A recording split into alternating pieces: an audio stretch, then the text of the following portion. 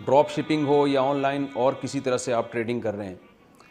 دو چیزیں شریعت میں ذہن میں رکھیں. جب تک کوئی چیز آپ کے قبضے میں نہیں آئی آپ آگے اسے فروخت نہیں کر سکتے. لا تبع ما لیس عندک، صحیح حدیث ہے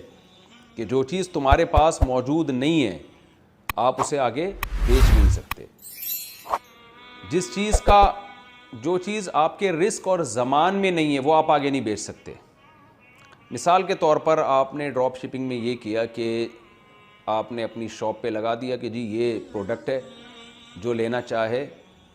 آرڈر آیا آپ نے وہ بیچ دی، ٹھیک ہے نا، بائی کر دیا آپ نے، حالانکہ آپ کے پاس ابھی ہے نہیں. اب کیا ہوتا ہے کہ آپ نے کمپنی کو آرڈر کیا کہ ڈائریکٹ فلاں شخص کے گھر میں یہ چیز پہنچوا دیں. وہ کمپنی جب فلاں شخص کے گھر میں یہ چیز پہنچوائے گی، درمیان میں اگر وہ چیز کمپنی سے ضائع ہو گئی تو آپ کا نقصان نہیں ہے، اس میں کمپنی کا نقصان ہے. اس کا مطلب آپ نے اس چیز کا رسک لیا ہی نہیں ہے، تو اس لیے اس کا پروفٹ بھی آپ کے لیے حلال نہیں ہے. تو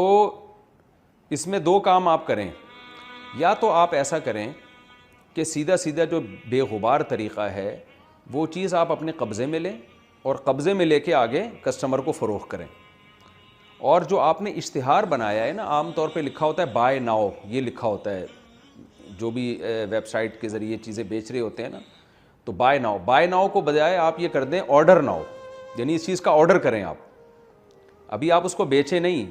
اس کو خریدنے کا نہیں لارے رپے دیں کہ یہ خرید لو ہم سے، بلکہ آپ اس کو کہیں کہ آپ آرڈر کریں اور ہم آپ کو یہ فروخت کریں گے. اس کی مثال ایسے ہے نا کہ جیسے آپ میڈیکل اسٹور جاتے ہیں، آپ کہتے ہیں بھائی پیناڈول چاہیے مجھے، وہ کہتا ہے بھائی پیناڈول تو میرے پاس نہیں ہے، آپ آرڈر کریں تو میں منگوا دوں گا. تو آپ اس کو آرڈر کرتے ہیں، وہ منگوا کے آپ کو بیچ دیتا ہے، تو وہ اپنے قبضے میں لیتا ہے میڈیکل اسٹور والا، پھر آپ کو بیچ دیتا ہے وہ. لیکن اگر آپ گئے میڈیکل والے سے، آپ نے کہا کہ پیناڈول ہے، وہ کہتا ہے نہیں ہے، کہہ رہے آپ مجھے بیچ دیں، اور بے شک آپ کے پاس نہیں ہے لیکن مجھے آپ بیچ دیں. تو اور میڈیکل والے نے بھی کہا کہ بیچ دی اور پھر کسی بندے کے ذمہ لگا دیا ان کے گھر پہنچا دو، تو یہ ناجائز ہو جائے گا، اس لیے کہ جب ایک چیز اس کے قبضے میں نہیں ہے اس نے بیچی کیسے. تو بے غبار طریقہ کیا ہے ڈراپ شپنگ کا کہ آپ بائی ناؤ کے بجائے آپ آرڈر ناؤ کا لفظ لکھوا دیں کہ بھئی آپ آرڈر کریں، وی ول سیل یو، ہم آپ کو وہ چیز بیچیں گے. اس طرح کی کوئی اناؤنسمنٹ آپ اپنی ویب سائٹ پہ یا پروڈکٹ پہ لکھ دیں آپ، ٹھیک ہے نا، کہ ہم آپ کو یہ بیچیں گے، آپ آرڈر کریں. اس میں پھر آپ نے کیا کرنا ہے، ایک طریقہ تو یہ کمپنی سے آپ خود اپنے قبضے میں لیں اور قبضے میں لا کے پھر آپ دوبارہ سے ایگریمنٹ کریں کسٹمر کے ساتھ کہ ہاں بھائی خریدتے ہو کہ نہیں خریدتے. بے شک اس کے گھر اپنے نمائندے کو بھیج دیں، آپ اس کو بولیں بھائی یہ چیز ہے آپ نے لینی ہے، نہیں پسند آ رہی تو واپس کر دو، لینی ہے تو لے لو. تو جیسے ہی وہ قبضہ کرے گا اور آپ کو پیمنٹ کرے گا تو وہ مالک بن جائے گا اس کا. تو ایک طریقہ یہ کہ آپ اپنے قبضے میں لیں، ایک طریقہ یہ کہ اپنے قبضے میں نہیں، اپنے کسی وکیل کے قبضے میں دلوا دیں اس کو. مثال کے طور پر آپ نے آرڈر ناؤ کا یہ لیبل لگایا، سامنے کسٹمر نے آپ سے کہا ٹھیک ہے جی مجھے چاہیے، آپ نے اپنا بندہ خود نہیں گئے کمپنی کے پاس، اپنا بندہ بھیجا کہ بھئی یہ چیز وہاں سے اٹھاؤ اور فلاں کے گھر پہنچا دو. تو اس نے وہاں سے اٹھائی اور کسٹمر کے گھر پہنچا دی. تو جب وہ اٹھائے گا نا تو وہ آپ کا وکیل ہے، تو وکیل کا قبضہ آپ کا قبضہ کہلاتا ہے. یعنی کمپنی انتظام نہ کرے کوئی بندے کے انتخاب کا، اور اس کی ذمہ داری جو رسپانسبلٹی ہے وہ کمپنی کی نہ ہو بلکہ وہ آپ کی رسپانسبلٹی ہو کہ فلاں سے چیز اٹھا کے فلاں کے گھر پہنچانی ہے، وہ وکیل آپ کا ہوگا. تو جب وہ پہنچائے گا تو جب پھر اس کے بعد بارگیننگ ہوگی، بھئی یہ چیز ہے اتنی قیمت آپ نے بتائی تھی تو اب آپ لے لیں، وہ نہیں لینا چاہے تو واپس کر دے، اس کی مرضی ہے. یعنی آپ قبضہ کریں یا آپ کی طرف سے کوئی نمائندہ قبضہ کرے. تیسرا طریقہ یہ ہو سکتا ہے جو تھوڑا سا نامناسب ہے لیکن یہ بھی مجبوری میں یہ بھی جائز ہے کہ آپ نے پروڈکٹ پہ لکھوا دیا کہ بھئی آرڈر کریں آپ یہ چیز، کسٹمر نے آرڈر کی، آپ نے کسٹمر کو ایک آپشن دیا، وہ اناؤنسمنٹ پہلے سے لکھ کے لگا دیا کہ آپ یہ چیز اپنے قبضے میں لیں گے تو اس کے بعد ہم دوبارہ سے خرید و فروخت کا ایگریمنٹ کریں گے. یعنی کسٹمر نے یہ چیز جو بھی پروڈکٹ آپ بیچنا چاہ رہے ہیں وہ اپنے قبضے میں لی، آپ کا نمائندہ بن کے آپ اس سے بولیں کہ بھائی میرے نمائندہ بن کے کمپنی جب تمہیں ایک چیز دینے کے لیے آئے گی تم میری طرف سے نمائندے بن کے اس پہ قبضہ کر لینا، اور